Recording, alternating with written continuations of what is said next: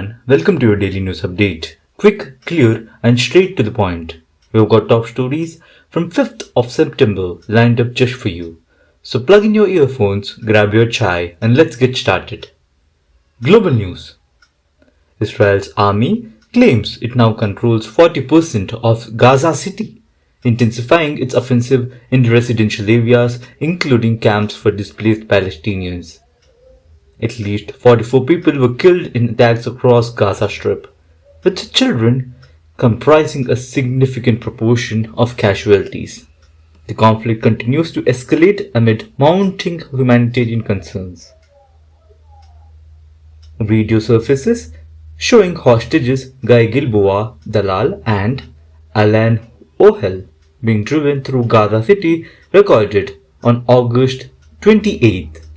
The release comes after Israeli leaders rejected a Hamas proposal for a comprehensive hostage-prisoner exchange.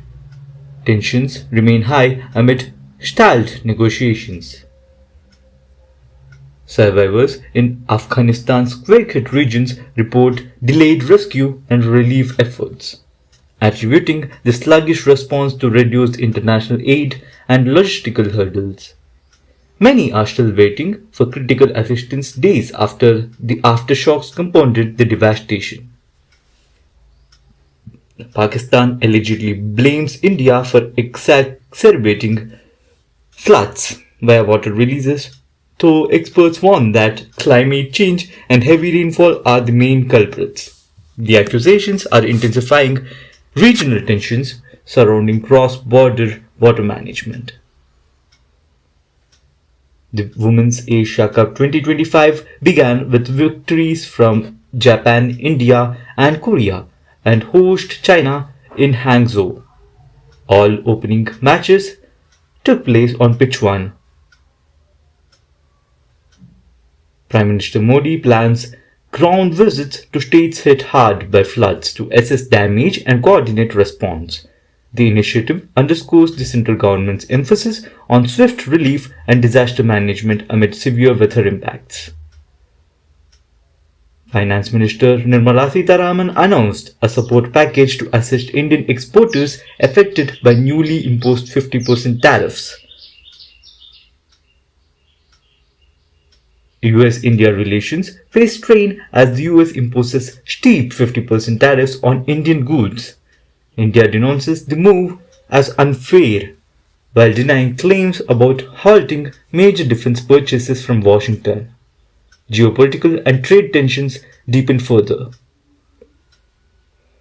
Nestle India's stock declined 0.24% to 1,209 rupees, trailing the broader market's modest dip.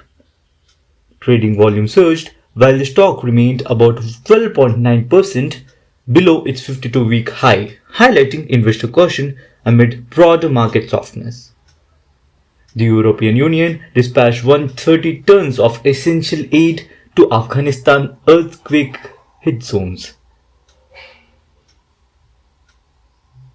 Afghanistan hit by strong aftershocks following deadly earthquake. The powerful aftershock struck eastern Afghanistan, compounding damage and straining rescue efforts following a quake that killed over 1,400 people. Emergency responders struggled amid treacherous terrain and ruined architecture. Canada reported a loss of 66,000 jobs in its latest labour report, triggering concerns over a slowdown in job market. The sharp rise in unemployment signals broader economic caution and recovery momentum. News from India. Teachers' Day observed across India as many schools celebrate in Teachers' Day on 5th September to honor educators, commemorating the birthday of scholar statesman Dr. Sarvepalli Radhakrishnan, who has preferred recognition of teachers' role over personal accolades. The SEMICON India 2025 Expo wrapped up, showcasing the nation's growing influence in the global semiconductor ecosystem. India has become a member of Health artificial intelligence global regulatory framework, enhancing international cooperation on AI governance in healthcare. The move advances regulation and standards in health tech. The Indian government introduced the rules of Environment Audit Rules 2025, establishing frameworks to audit environmental compliance by industries. The policy aims to promote ecological transparency and accountability. The India Aging Report 2023 underscores rising healthcare costs and comorbidities in the elderly population, with many lacking insurance or financial preparedness for long-term care. India pursues self-reliance, Atmanirbharta, in millet production to boost food security and promote climate-resilient agriculture amid changing consumption patterns. The External Affairs Minister EAM S. Jaishankar inaugurated the Samhita Conference on South Asian Manuscripts and Mathematics, reinforcing India-Singapore strategic and cultural ties. India continues to witness a fall in fertility and birth rates, a demographic shift with implications for long-term planning, workforce, and social infrastructure. The Food and Agriculture Organization's Global Information and Early Warning System (GIEWS) issued a country brief for India on food and nutrition status, aiding in policy planning and food security strategies. The Kerala Lottery Department unveiled the Suvarna Kerala SK18 bumper draw results with a 1 crore rupees first prize. Winners have 30 days to claim, with tax deductions applying to high value prices. The India's finance minister committed to aid exporters facing hardships from 50% tariffs imposed by the US, aiming to protect India's export-led growth. News from Telangana. The Telangana government declared a public holiday on 5th September for Teachers' Day, marking respect for educators and aligning with national observance. Chief Minister A. Revanth Reddy performed puja at the iconic Hyderabad Ganesh Pandal, marking the close of Ganesh Chaturthi celebrations with religious ritual and public engagement. CM Reddy urged educators to enhance performance, citing it as crucial for his political future, and referenced Delhi CM Arvind Kejriwal's educational reforms as inspirations. In his Teachers' Day address, the CM pledged modern infrastructure and teachers' training reforms across Telangana's public schools, aiming to strengthen the education system.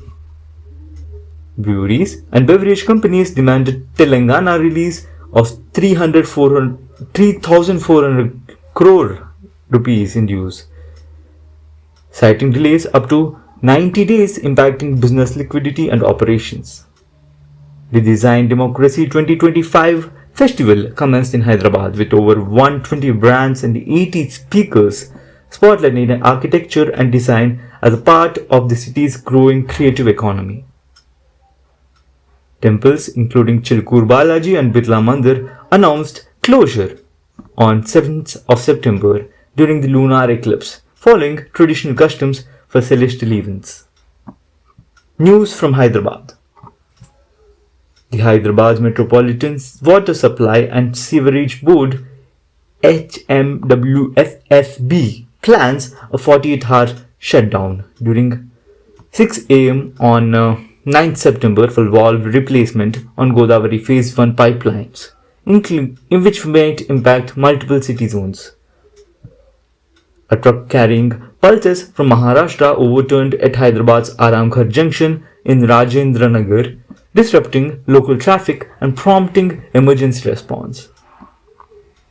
Hyderabad hosted the Design Democracy 2025, elevating its profile in global design circuits with installations, brand showcases, and speakers boosting creative tourism and culture. In preparation for Ganesh idol immersion processions, schools across Hyderabad will remain closed on 6th September to ensure student safety and manage travel disruptions. Citizens in Hyderabad gear up for the total lunar eclipse starting on 8:58 p.m., expected to last nearly 5.5 hours, prompting viewing alerts and event planning across city on September 7th. Hyderabad residents holding Kerala Suvarna Keralam SK18 tickets await prize claims with 1 crore jackpot and tax implications, highlighting cross-state lottery interest and financial stakes. And that's a wrap on today's headlines. If you enjoyed the update on the go, don't forget to like, share and subscribe. It really helps us keep the news coming your way. Thanks for tuning in, and do let us know if you have any stories you would like to hear in the form of an audiobook.